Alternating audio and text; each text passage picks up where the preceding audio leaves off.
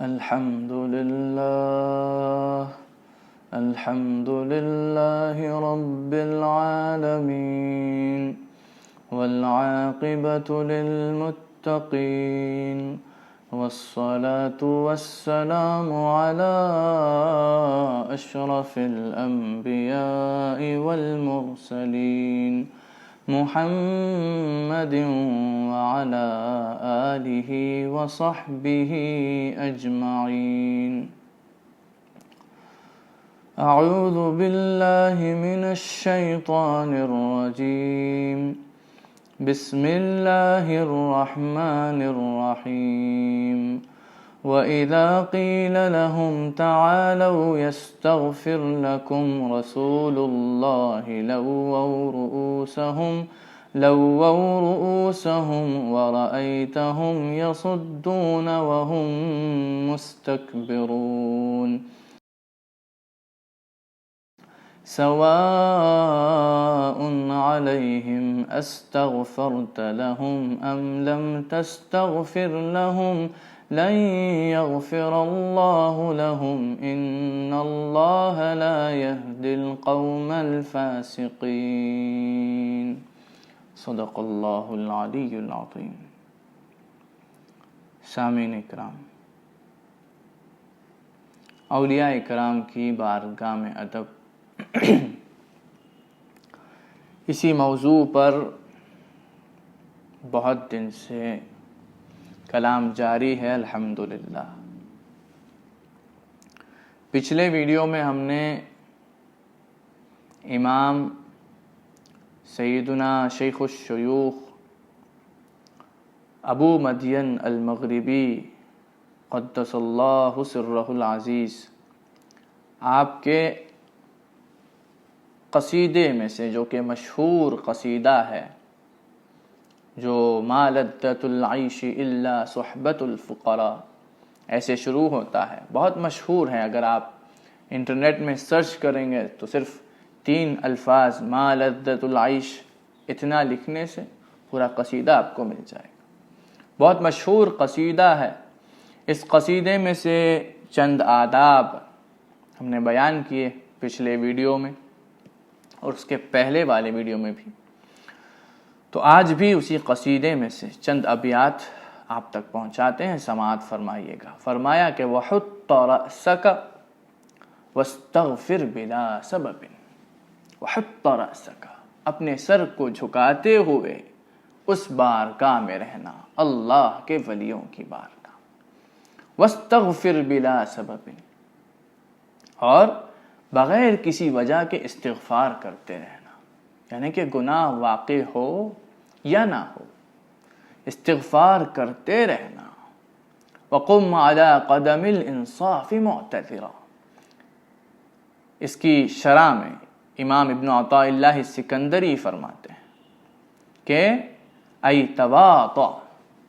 تواضع یعنی کہ خاکساری دکھاؤ اس بارگاہ میں، عاجزی سے پیش آؤ. وانکسر، انکساری سے پیش آؤ. وحط ما اشرف عندک، اور تمہارے پاس جو سب سے شریف چیز ہے وہ کیا ہے؟ تمہارا سر. تمہارا سر، اس کو جھکاؤ. سر جھکانا سنتے ہی یہ شرک ہے نہ سمجھیے گا. ان وہابیوں نے تو شرک کا مذاق بنا کر رکھا ہے. کسی کے سامنے سر جھکانا شرک ہے، کسی کے پیر چھو لو تو شرک، کسی کے ہاتھ چوم لو تو شرک. یہ ان لوگوں نے شرک کا مذاق بنا کر رکھا ہے. جب تک آپ یہ عقیدہ نہیں رکھتے کہ کسی شخص کے بارے میں اگر آپ یہ سوچتے ہیں کہ وہ خدا ہے، تبھی شرک ہوتا ہے. اللہ کے سوا کسی اور کو خدا سمجھنا یہ شرک ہے. اور کچھ لوگ سمجھتے ہیں کہ سجدہ کرنا شرک ہے. سجدہ کرنا شرک نہیں، حرام ہے. ہم سجدہ کرنے کو نہیں کہہ رہے ہیں، بس سر جھکا کر خاکساری دکھانے کو کہہ رہے ہیں. سجدہ کرنا حرام ہے، سخت حرام ہے. کسی مخلوق کو سجدہ نہیں کیا جا سکتا، اللہ کے لیے خاص ہے یہ عبادت. سجدہ اللہ ہی کی بارگاہ میں کیا جا سکتا ہے، لیکن سجدہ جب کوئی شخص یوں ہی تعظیم کے لیے کرے تو اس کو روکا جائے گا، بھائی یہ حرام ہے، نہیں کرنا، یہ اس کو مشرک نہیں کہا جا سکتا جب تک کہ وہ جس کو سجدہ کر رہا ہے اس کو خدا سمجھ کر سجدہ نہ کرے۔ آپ کو کیا معلوم وہ کس نیت سے کر رہا ہے؟ تو ان لوگوں نے شرک کو مذاق بنا کر رکھا ہے۔ پیر چھو تو شرک، سر جھکاؤ تو شرک۔ جب باپ بیٹے کو ڈانٹتا ہے تو بیٹا کیا کرتا ہے؟ اگر ادب والا بیٹا ہو تو سر جھکا کر کھڑے رہتا ہے۔ اگر بیٹا باپ کو گھورنے لگے سے تو جب باپ ڈانٹے تو بیٹا باپ کی آنکھوں میں آنکھ ملاتے ہوئے گھورتے رہے تو باپ کو تو اور غصہ آئے گا۔ تو وہاں پر ادب کیا ہے؟ سر جھکا کر کھڑے رہے بیٹا، تبھی باپ کے دل میں رحمت پیدا ہوگی۔ آپ نے کوئی غلطی کی اور ہیڈ ماسٹر نے آپ کو بلا لیا یا پرنسپل نے، جو بھی ہو، آپ کو ہیڈ ماسٹر نے جب بلایا اور آپ گئے تو جیسے ہی گئے آپ گھورنا شروع کر لیا، ان کی آنکھوں میں آنکھ ملا کر ایسے کھڑے ہیں، تو ہیڈ ماسٹر کیا کرے گا؟ ٹی سی دے کر بھیج دے گا۔ اگر آپ سر جھکا کر کھڑے ہیں تو کیا کرے گا ہیڈ ماسٹر؟ ہاں، اس کو اس کی غلطی کا احساس ہے، یہ ہیڈ ماسٹر کو سمجھ میں آئے گا اور وہ معاف کر دے گا آپ کو۔ تو اس طرح لوگ تو عام طور پہ سر جھکاتے ہیں، سر کسی کے سامنے یہ خدا ہے سمجھ کر جھکائیں گے تب شرک ہوگا۔ تو شرک کو مذاق نہ بنائیے گا، اتنی آسانی سے شرک کسی سے واقع نہیں ہو جاتا۔ یہ عقیدہ رکھنا پڑے گا کہ فلاں خدا ہے تبھی شرک ہوگا۔ تو اس کو سمجھیے، اللہ کے ولیوں کی بارگاہ میں خاکساری دکھانا ہے، خاکساری، انکساری، عاجزی سے پیش آنا ہے۔ رسول اکرم صلی اللہ علیہ وسلم نے خود فرمایا، صحیح مسلم کی حدیث ہے کہ قال رسول اللہ صلی اللہ علیہ وسلم، سرکار دو عالم صلی اللہ علیہ وسلم نے فرمایا کہ ما نقصت صدقۃ من مال، صدقہ کرنے سے مال کم نہیں ہو جاتا، صدقہ مال کو کم نہیں کرتا، تو صدقہ کرنے سے تو مال بڑھتا ہے، اللہ برکت دیتا ہے۔ پھر فرمایا وما زاد اللہ عبدا بعفو الا عزا، اللہ رب العزت جو شخص معاف کرتا ہے، جس کے اندر معاف کرنے کی صفت ہو جس بندے کے اندر، اس بندے کی عزت بڑھاتا ہے۔ جو شخص معاف کرے لوگوں کو اس کی عزت بڑھتی ہے۔ ظاہر سی بات ہے، اگر آپ کسی کو معاف کریں گے تو اس کے دل میں آپ کے لیے عزت بڑھے گی۔ صرف اتنا ہی نہیں، اللہ اور بھی عزت بخشے گا معاف کرنے والوں کو۔ آگے فرمائے، یہاں پر غور سے سنیے کہ وما تواضع احد للہ الا رفعہ اللہ، جو بھی شخص اللہ کے لیے تواضع اختیار کرے اس کو رب العالمین رفعت بخشتا ہے، اونچے درجے عطا کرتا ہے، رفیع بنا دیتا ہے، اس کو اونچائی میں پہنچا دیتا ہے رب العالمین۔ کس کو؟ جو عاجزی دکھائے۔ کس کے لیے عاجزی دکھانا ہے؟ للہ، اللہ کے لیے۔ وما تواضع احد للہ، اللہ کے لیے عاجزی دکھانی ہے۔ اللہ کے لیے کیسے کوئی شخص عاجزی دکھائے گا؟ خدا کو تو وہ دیکھ ہی نہیں سکتا۔ تو اللہ سے جن کا تعلق ہے ان کی بارگاہ میں اگر کوئی شخص خاکساری ظاہر کرے، عاجزی دکھائے، تو یہ اللہ کے لیے عاجزی دکھانے کے برابر ہے، اللہ کی بارگاہ میں خاکساری ظاہر کرنے کے برابر ہے۔ انبیاء کا اللہ سے تعلق تھا، رسول اللہ صلی اللہ علیہ وسلم خدا سے تعلق والے ہیں۔ تو آپ کی بارگاہ میں جو لوگ آتے تھے اور خاکساری ظاہر کرتے تھے تو وما تواضع احد للہ، اس حدیث پر وہ عمل کرتے تھے۔ تواضع اللہ کے لیے ہی وہ ظاہر کر رہے ہیں، کیونکہ وہ رسول اللہ ہیں، اللہ کے رسول ہیں۔ سمجھ کر تواضع، یعنی کہ یہ سمجھ کر خاکساری کہ وہ اللہ کے رسول ہیں۔ اسی طرح رسول اللہ صلی اللہ علیہ وسلم کے وارث بن کر جو اولیاء کرام آج موجود ہیں، ہر دور میں تشریف لاتے ہیں، آج کے دور میں بھی موجود ہیں، ان کی بارگاہ میں اگر کوئی خاکساری ظاہر کرے تو اللہ کی بارگاہ میں خاکساری ظاہر کرنے کے برابر ہے. کیونکہ آپ کیوں خاکساری ظاہر کر رہے ہیں، کیوں عاجزی سے پیش آ رہے ہیں؟ کیونکہ وہ ولی اللہ ہیں، اللہ سے تعلق ہے. تو آپ کی خاکساری کس کے لیے ہوئی؟ اللہ کے لیے تو ہوئی. اگر وہ ولی اللہ نہیں ہوتے، اللہ سے ان کا تعلق نہیں ہوتا، تو کیوں خاکساری ظاہر کرتے؟ تو ایک دم ظاہر سی بات ہے کہ خاکساری اللہ کے ولیوں کی بارگاہ میں ظاہر کرنا اللہ کی بارگاہ میں ظاہر کرنے کے برابر ہے. اور اللہ نے فرمایا جو خاکساری ظاہر کرے گا، جو تواضع اختیار کرے گا، اس کو اللہ رفعت عطا کرے گا. رسول اللہ صلی اللہ علیہ وسلم نے فرمایا، حضور اکرم صلی اللہ علیہ وسلم نے فرمایا کہ وَمَا تَوَاضَعَ أَحَدٌ لِلَّهِ إِلَّا رَفَعَهُ اللَّهُ. یہ بات اللہ نے نہیں، رسول اکرم صلی اللہ علیہ وسلم نے حدیث میں فرمایا. اور حضور اکرم صلی اللہ علیہ وسلم کے بارے میں خدا نے کیا فرمایا؟ وَمَا يَنطِقُ عَنِ الْهَوَىٰ إِنْ هُوَ إِلَّا وَحْيٌ يُوحَىٰ. جو بھی وہ کہتے ہیں وحی کے ذریعے کہتے ہیں. یہ اس آیت کا مفہوم ہے. تو تواضع اختیار کرنے کو، خاکساری ظاہر کرنے کو جب رسول اکرم صلی اللہ علیہ وسلم نے سکھایا ہے تو ہمیں خاکساری ظاہر کرنی ہے اللہ کے ولیوں کی بارگاہ میں. وہی اللہ کے لیے خاکساری کرنا، خاکساری ظاہر کرنے کے برابر ہے. اور خاکساری کوئی شخص کیسے ظاہر کرے گا؟ دل کے اندر ہوتی ہے عاجزی. ایکچولی حقیقت میں تو دل کے اندر ہی ہوتی ہے عاجزی، لیکن اس کو ظاہر کرنے کی صورت کیا ہے؟ جب وہ جسم میں ظاہر ہوتی ہے تو انسان کا سر آٹومیٹک جھک جاتا ہے. ادب سے چھک کر سر جھکاتے ہوئے کھڑنا ہی خاکساری ظاہر کرنا ہے. تو وہی فرمایا وَحُطَّ رَأْسَكَ، تمہارے سر کو جھکا کر اس بارگاہ میں بیٹھے رہو. یعنی کہ خاکساری ظاہر کرتے ہوئے ادب سے اس بارگاہ میں بیٹھے رہو. وَاسْتَغْفِرْ بِلَا سَبَبٍ، بغیر کسی وجہ کے استغفار کرتے رہو. بغیر کسی وجہ کے استغفار کرتے رہو. کیوں؟ کیونکہ فَإِنَّ الْعَبْدَ لَا يَخْلُو مِنَ التَّقْصِيرِ. شرح میں فرمایا امام ابن عطاء اللہ سکندری نے، کیونکہ بندہ تقصیر سے خالی نہیں ہوتا. بندہ کوئی نہ کوئی گناہ کرتے ہی رہتا ہے. اگر انجانے میں جو کوئی گناہ ہو جائے آپ سے، یعنی کہ آپ جانتے ہی نہیں کہ گناہ ہوا، ایسے بہت سارے گناہ ہوتے ہیں انسان سے واقع ہو جاتے ہیں، تو اس کے لیے یہ سوچتے ہوئے اللہ کے ولیوں کی بارگاہ میں بیٹھ کر استغفار کرتے رہیں. دل میں استغفار جاری رہے، یہی سمجھا ہے. سر جھکا کر بیٹھیں اور استغفار دل میں جاری رہے. کن باتوں سے استغفار کرنا ہے؟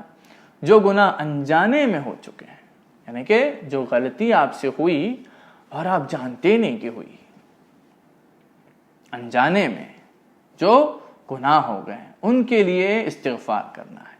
اور اسی طرح اللہ سے استغفار کرنا ہے، اور پیر سے بھی دل کے اندر معافی مانگنی ہے. مرید کو کس بات سے معافی مانگنی ہے؟ جو بے ادبیاں اس سے واقع ہو گئی ہیں انجانے میں، یا پھر جو بے ادبیاں واقع ہوئی اور وہ جانتا نہیں، اس کے لیے دل میں معافی مانگنا ہے. اور جو بے ادبیاں واقع ہوئی اور مرید جانتا ہے ہاں فلاں جگہ پر بے ادبی ہوئی ہے، تو اس کے لیے دل میں معافی مانگنے سے کافی نہیں ہے، اللہ کے ولی سے ڈائریکٹ جا کر معافی مانگنی ہے. وہ ہم سمجھائیں گے. تو استغفار کرنا ہے بارگاہ ولایت میں بیٹھے ہوئے، سر کو جھکاتے ہوئے. استغفار دو چیزوں سے کرنا ہے. نمبر 1، جو گناہ اس سے واقع ہو گئے، جو گناہ اس سے واقع ہو گئے اور وہ جانتا نہیں، انجانے میں وہ خود نہیں جانتا کہ کب کب کیا کیا ہوا. ایسے گناہ ہوتے ہیں، انسان جانتا بھی نہیں گناہ کر دیتا ہے. تو ان گناہوں سے استغفار کرتے رہنا ہے، خدا سے معافی مانگتے رہنی ہے دل میں. اسی طرح جو بے ادبیاں اس سے واقع ہوئی انجانے میں، وہ جانتا نہیں کہ کب ہوئی، کیسے ہوئی، کچھ نہیں جانتا، لیکن ہوتی رہتی ہیں بے ادبیاں. تو یہ سوچ کر کہ یا ولی اللہ، مجھ سے جو انجانے میں بے ادبیاں ہو چکی ہیں ان کے لیے معاف فرمائیے گا، ان بے ادبیوں کو معاف فرمائیے گا، یہ دل کے اندر مرید کہتا رہے۔ تو یہ بارگاہ ولایت میں رہنے کا ادب ہے۔ وہی فرمایا وَاسْتَغْفِرْ بِلَا سَبَبٍ، بغیر کسی سبب کے تم استغفار کرتے رہنا۔ فَإِنَّ الْعَبْدَ لَا يَخْلُو مِن تَقْصِيرٍ، کیونکہ بندہ گناہ سے خالی نہیں ہو سکتا، بندہ تقصیر سے خالی نہیں ہوتا، کوئی نہ کوئی تقصیر اس سے واقع ہوتی ہی رہتی ہے، یہ فرمایا۔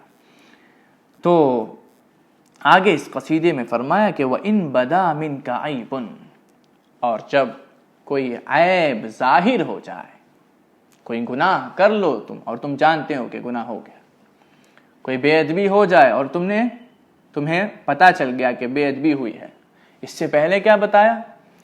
آپ نے انجانے میں جو کر دیا، آپ جانتے ہی نہیں کہ یہ سب ہوا ہے، تو ایسی بھی کچھ غلطیاں ہوتی ہیں مرید سے، تو اس کے لیے اللہ سے معافی مانگنی ہے، اور جو انجانے میں بے ادبیاں ہو گئی ہیں اس کے لیے پیر سے معافی مانگنی ہے۔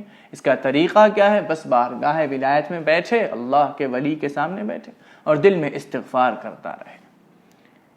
لیکن جب غلطی ہوئی، آپ جانتے ہیں کہ فلاں جگہ پر غلطی ہوئی ہے، فلاں جگہ پر بے ادبی ہوئی ہے، آپ جانتے ہیں، تو دل میں کرتے بیٹھنے سے فائدہ نہیں، دل کے اندر استغفار کرنے سے فائدہ نہیں ہے، بلکہ ولی اللہ کی بارگاہ میں آنا ہے اور آ کر سنانا ہے کہ کیا غلطی ہوئی آپ سے۔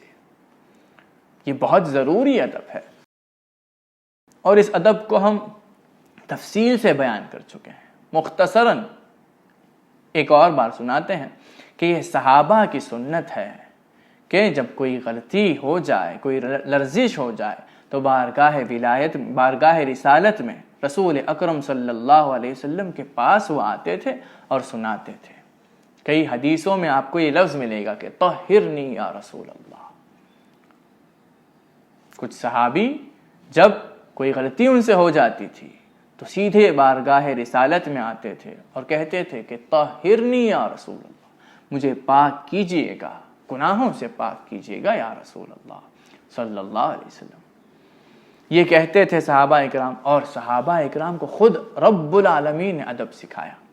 فرمایا کہ وَلَوْ أَنَّهُمْ إِذْ ظَلَمُوا أَنفُسَهُمْ، سورہ نساء کی آیت ہے، وَلَوْ أَنَّهُمْ إِذْ ظَلَمُوا أَنفُسَهُمْ، اور جب وہ اپنی جانوں پر ظلم کر لیں، یعنی کہ کوئی غلطی جب واقع ہو جائے تو کیا کریں؟ جاؤک، آپ کی بارگاہ میں آئیں، رسول اللہ کی بارگاہ میں آنا ہے، گھر میں بیٹھ کے استغفار کرنے کو نہیں کہا، سرکار دو عالم صلی اللہ علیہ وسلم کی بارگاہ میں آنا ہے۔ اور آ کر کیا کریں؟ آ کر بیٹھ کر استغفار کرنے کو نہیں کہا، صرف استغفار کرنے کو نہیں کہا، فاستغفر اللہ، استغفار تو کرنا ہے، اللہ سے طلب کرنی ہے معافی، لیکن واستغفر لهم الرسول، اور رسول اللہ کو بھی معافی مانگنا ہے۔ رسول اللہ بھی جب اللہ سے معافی طلب کریں گے تبھی اللہ معاف کرے گا۔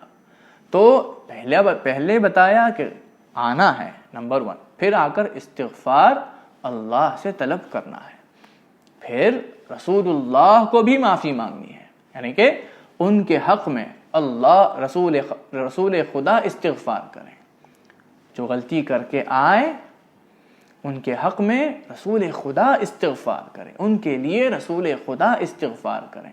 اب رسول خدا کو استغفار کرنا ہے تو پہلے ان کو سنانا پڑے گا کہ غلطی ہوئی ہے سرکار، تبھی تو استغفار کریں گے نا۔ رسول اللہ صلی اللہ علیہ وسلم کو جب وہ سنائیں گے کہ غلطی ہوئی ہے یا رسول اللہ، بے ادبی ہوئی ہے یا رسول اللہ، گناہ کر دیا یا رسول اللہ، جب سنائیں گے تبھی تو رسول اللہ استغفار کریں گے نا۔ تو اس آیت کے اندر صحابہ کو یہ سکھایا گیا ہے کہ رسول اکرم صلی اللہ علیہ وسلم کی بارگاہ میں آنا ہے جب کوئی لرزش یا غلطی ہو جائے تو، اور آ کر سنانا ہے کہ کیا غلطی ہوئی ہے، تبھی تو یہ فرمایا کہ وَاسْتَغْفَرَ لَهُمُ الرَّسُولُ، صرف آ کر بیٹھ کے استغفار کرنے کو نہیں کہا، استغفار کریں اور رسول اللہ کو بھی استغفار کرنا پڑے گا. تو رسول اللہ استغفار کب کریں گے؟ جب یہ کہیں گے کہ غلطی ہوئی تبھی تو استغفار کریں گے نا. جب یہ کہیں گے کہ ہم سے غلطی ہوئی ہے سرکار صلی اللہ علیہ وسلم, تبھی تو رسول اللہ صلی اللہ علیہ وسلم استغفار کریں گے. تو یہ معلوم یہ ہوا کہ غلطی جب ہو جاتی ہے تو مرید کو چاہیے کہ جس طرح صحابہ کرام رسول اللہ صلی اللہ علیہ وسلم کی بارگاہ میں آ کر سناتے تھے, جو لرزش ہوئی اس کو بیان کرتے تھے اور استغفار اس بارگاہ میں ہوتے ہوئے کرتے تھے, اسی طرح مریدوں کو چاہیے کہ رسول اللہ صلی اللہ علیہ وسلم کی وارث کی بارگاہ میں, سرکار دو عالم صلی اللہ علیہ وسلم کے وارث بن کر جو اولیاء کرام تشریف لاتے ہیں ان کے بارگاہ میں مرید پہنچے اور آ کر سنائیں غلطی ہوئی ہے سرکار, کیا غلطی ہوئی ہے وہ سنائیں. جب سنائے گا اور وہ اللہ سے معافی طلب کریں گے آپ کے لیے تو اللہ ضرور معاف کرے گا. بہت لوگ پریشان رہتے ہیں گناہوں سے. پہلی پریشانی تو یہ کہ بہت گناہ وہ کر چکے ہیں, کیسے معافی ملے گی, یہ سوچ ہوتی ہے ان کے اندر. دوسری پریشانی ان کے اندر یہ ہوتی ہے, ان کی پریشانی دوسری یہ ہوتی ہے کہ گناہ وہ چھوڑ نہیں پاتے. یہ پریشانی بھی ان کو ستاتی ہے, یہ بات بھی ان کو ستاتی ہے کہ گناہ وہ چھوڑنا چاہتے ہیں پھر بھی چھوڑ نہیں پاتے, گناہوں سے باز نہیں آ پاتے. تو ایسے لوگوں کو یہ سمجھ لینا چاہیے کہ گناہوں سے باز آنے کا طریقہ یہ ہے کہ آپ اللہ کے ولیوں سے جڑ جائیں. اللہ کے ولیوں کی بارگاہ میں جب آپ جڑیں گے تو ان کی بارگاہ سے آپ کے دل کو پاکی ملے گی, آپ کا دل پاک ہو جائے گا, گناہوں سے حفاظت ملے گی. اور جو لوگ پریشان ہیں کہ اتنے گناہ کر دیا کیسے معافی ملے گی, تو مایوس نہ ہوئیے گا. اللہ کے ولیوں کی بارگاہ میں آئیں گے تو فوراً معافی مل جائے گی. اللہ کے ولی ہیں, آپ کے لیے استغفار کریں گے تو جلد ہی اللہ رب العزت فوراً تمام گناہوں کو بخش دے گا. یہی طریقہ ہے اللہ کو راضی کرنے کا, یہی طریقہ ہے خدا کی مغفرت کو پانے کا کہ آپ اللہ سے جن کا تعلق ہوتا ہے, نبیوں کے زمانے میں نبی, لیکن آپ تو نبیوں کے زمانے میں نہیں ہیں, آپ تو اولیاء کے زمانے میں ہیں, اور اولیاء کا بھی اللہ سے تعلق ہوتا ہے. تو اولیاء کی بارگاہ میں آپ آئیں اور ان کو سنائیں کہ کیا غلطی ہوئی ہے. یہ نہ سوچیں کہ وہ ہمارے گناہوں کو لوگوں کے سامنے بیان کریں گے, نہیں, وہ ستار کے بنتے ہیں تو ان کے اندر ستار جیسے صفات موجود ہوتے ہیں, ستاری صفات موجود ہوتے ہیں, وہ بھی چھپائیں گے آپ کے گناہوں کو. اور یہ سب ہم نے تفصیل سے بیان کیا ہے پہلے, تو آپ پچھلے ویڈیو کو دیکھیں گے, جو پچھلے ویڈیوز پر غور کریں گے تو آپ کو یہ بات مل جائے گی. بہرحال آگے فرمایا کہ وَقُلْ عُبَيْدُكُمُ أَوْلَى بِصَفْحِكُمُ فَسَامِحُوا وَخُذُوا بِالرِّفْقِ يَا فُقَرَاء. یہاں پر یہ سمجھایا ہے کہ مرید بارگاہ میں جب پہنچے غلطی کر کے اعتراف کرتے ہوئے تو کیا کہے. پہلے تو بتایا کہ بارگاہ میں پہنچنا ہے اعتراف کرتے ہوئے, جس طرح صحابہ پہنچا کرتے تھے رسول اللہ صلی اللہ علیہ وسلم کی بارگاہ میں, اور جو لرزش ہوئی اس کو سناتے تھے بارگاہ رسالت میں رسول اللہ کی بارگاہ میں, اس طرح مرید بھی رسول اللہ صلی اللہ علیہ وسلم کے وارث کی بارگاہ میں پہنچ کر سنائیں, اعتراف کرتے ہوئے آئے, معذرت طلب کرتے ہوئے آئے. جب پہنچے گا اور جو غلطی ہوئی وہ سنائے گا, پھر کیا کرنا ہے, معافی چاہنی ہے. معافی چاہنے کا طریقہ سمجھایا اس بیت کے اندر کہ وَقُلْ عُبَيْدُكُمُ أَوْلَى بِصَفْحِكُمُ فَسَامِحُوا وَخُذُوا بِالرِّفْقِ يَا فُقَرَاء. آپ کا جو غلام ہے, ادنا سا غلام, وہ آپ کی معافی کا امیدوار ہے, بہت زیادہ امید ہے اس کو کہ آپ معاف کر دیں گے. فَسَامِحُوا تو معاف کیجئے گا, وَخُذُوا بِالرِّفْقِ يَا فُقَرَاء تو اے اولیاء رفق کا معاملہ یعنی کہ رفاقت کا معاملہ, رحمت کا معاملہ کیجئے گا ہمارے ساتھ. تو جب مرید اس طرح معافی مانگ لیتا ہے تو کیا ہوتا ہے؟ ہم بالتفضل اولا وهو شیمتهم فلا تخف درکا منهم ولا ضررا. مفہوم یہ ہے کہ فضل کرنا تو ان کی شان ہے، فضل کرنا تو ان کے اخلاق میں سے ہے. وہ تو عام لوگوں پہ فضل کرتے ہیں، جو ان کے دشمن بن کر آتے ہیں، ان پر جو ظلم کرتے ہیں ان کو بھی معاف کر دیتے ہیں. تو جب ان کا ادنا سا غلام آ کر خاکساری ظاہر کرتے ہوئے، اپنی غلطی کا اعتراف کرتے ہوئے ان سے یہ کہے کہ معاف کیجیے گا، تو وہ کیسے معاف نہیں کریں گے؟ جبکہ معاف کرنا، فضل، سب پر فضل کرنا تو ان کے اخلاق میں شامل ہے، ان کی شان ہی یہی ہے، ان کی پہچان ہی یہی ہے کہ وہ سب پر فضل کرتے ہیں. تو اس لیے فلا تخف، ڈرنے کی ضرورت نہیں، درکن ولا ضرر. وہ تمہیں کوئی تکلیف پہنچائیں گے، وہ تمہیں کوئی سزا دیں گے، یہ ڈرنے کی ضرورت نہیں. وہاں پر پہنچے، اعتراف کرتے ہوئے حسرت کے ساتھ بھی پہنچنا ہے، ندامت ہونی چاہیے کہ غلطی ہوئی ہے ہم سے، اس پر آپ کو حسرت ہونی چاہیے. حسرت کے ساتھ جب آپ معافی مانگتے ہیں تو ضرور وہ معاف کریں گے. سزا دیں گے یہ نہ سوچیے گا، آپ کو بارگاہ سے دور کر دیں گے یہ نہ سوچیے گا، ضرور وہ معاف کریں گے، کیونکہ صوفیان کرام کی شان ہی یہی ہے. امام شعرانی صوفیان کرام میں بڑی شان والے ہیں. آپ اپنی کتاب لطائف المنن کے اندر فرماتے ہیں کہ وَمِمَّا أَنْعَمَ اللَّهُ تَبَارَكَ وَتَعَالَى بِهِ عَلَيَّ، اللہ کی بڑی بڑی نعمتیں مجھ پر جو ہیں ان میں سے ایک یہ بھی ہے کہ العفو والصفح عن جمیع من جنى علیہ، کہ میں معاف کر دیتا ہوں جو بھی مجھے تکلیف پہنچاتا ہے. جس نے بھی مجھے تکلیف پہنچائی، میرے ساتھ کوئی برا سلوک کیا، اس کو میں نے معاف کر دیا. کون؟ من جمیع هذه الامت المحمدیہ، امت محمدیہ میں جو بھی ہیں، جنہوں نے بھی مجھے کوئی تکلیف پہنچائی ہو، میرے ساتھ کوئی برا سلوک کیا ہو، ان کو میں نے معاف کر دیا. یہ اللہ کی بڑی نعمت ہے کہ اللہ نے مجھے ایسا دل دیا معاف کرنے کا. فرمایا من طلبۃ العلم، وہ طلباء ہوں، خواہ وہ تجار ہوں، جو بھی ہوں، سب کو میں نے معاف کر دیا. کیوں؟ اکراما للہ عز وجل، اللہ کا اکرام کرتے ہوئے میں نے یہ کیا. من حیث کونہم عبیدہ، کیونکہ وہ سب اللہ کے بندے ہی تو ہیں، خدا کے بندے ہیں، تو خدا کا اکرام میرے دل میں جو ہے، اس وجہ سے میں نے سب کو معاف کر دیا. وَإِكْرَامًا لِنَبِيِّهِ محمد صلی اللہ علیہ وسلم من حیث کونہم من امتہ، اور میرے دل میں رسول اکرم صلی اللہ علیہ وسلم کے لیے جو اکرام ہے، اس وجہ سے میں معاف کرتا ہوں لوگوں کو،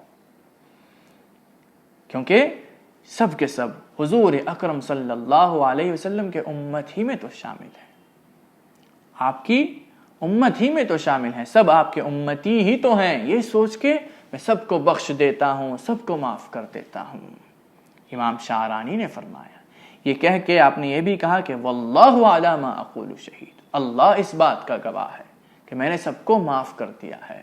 اللہ اکبر. یہ ہے صوفیان کرام کی شان، یہ ہے ان کی صفت، معاف کرنے والے ہیں.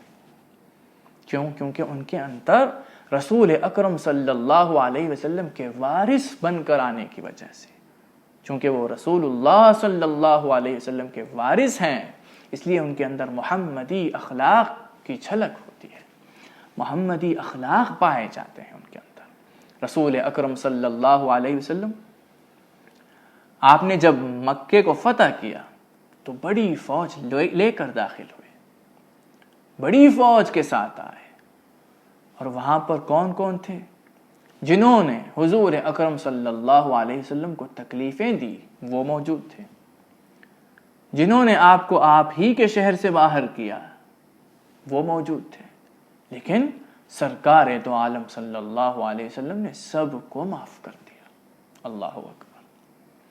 یہاں تک کہ جن لوگوں نے رسول اکرم صلی اللہ علیہ وسلم کے چچا کو، جن سے آپ بہت محبت کرتے تھے، سیدنا حمزہ رضی اللہ عنہ، آپ کو جنہوں نے شہید کیا، ان کو بھی معاف کر دیا رسول اکرم صلی اللہ علیہ وسلم.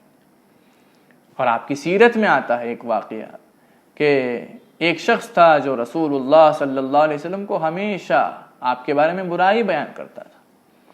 لوگوں سے صبح سے شام تک اس کا کام یہی تھا کہ لوگوں سے جا کر رسول اللہ صلی اللہ علیہ وسلم کے بارے میں کچھ برا کہنا۔ تو ایک دن رسول اکرم صلی اللہ علیہ وسلم نے صحابہ سے کہا کہ فلاں شخص آج آئے گا، پہلے ہی اطلاع دے دی کہ وہ آئے گا، تاکہ وہ جب آئے تو صحابہ منع نہ کر دیں کہ یہ تو حضور اکرم صلی اللہ علیہ وسلم کے بارے میں برائی بیان کرنے والا شخص ہے۔ تو حضور اکرم صلی اللہ علیہ وسلم نے جیسے پہلے ہی بیان کیا ویسے ہی وہ شخص دور سے کھڑا ہوا تھا، دور کھڑا ہو کر دیکھ رہا تھا، اور حضور اکرم صلی اللہ علیہ وسلم مجلس میں بیٹھے تھے۔